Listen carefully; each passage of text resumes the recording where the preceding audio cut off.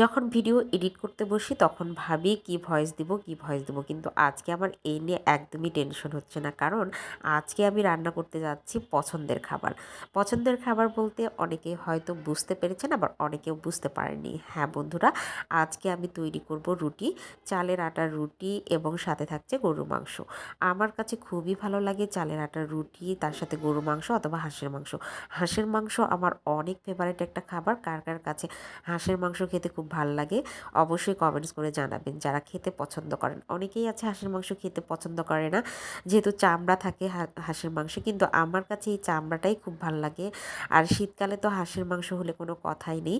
তবে আমি আজকে রান্না করতেছি গরুর মাংস, কিন্তু পছন্দের খাবার যেহেতু আমার হাঁসের মাংস, গুণগান হয়ে যাচ্ছে হাঁসের মাংস। ওই যে একটা কথাই আছে না, গরুর রচনা পড়ে গিয়ে যদি অন্য কোনো রচনা দেয়, ঘুরে ফিরে গরুর রচনাতেই চলে আসে। আমার অবস্থা হয়েছে গেছে ঠিক সেরকম। তো এই যে চালের আটার রুটি বানিয়ে নিচ্ছি, আর সাথে এই যে গরুর মাংস রান্না হচ্ছে, ঝাল ঝাল করে গরুর মাংস, আর সাথে থাকছে রুটি। এরকম কার কার পছন্দ অবশ্যই কমেন্টস করে জানাবেন। আমরা তো কোরবানি ঈদ হোক আর রমজান ঈদ হোক, দুই ঈদেই চালের আটার রুটি করি, সাথে থাকে এরকম মাংস। তো আজকের ভিডিওটা এই পর্যন্ত। সবাই ভালো থাকে।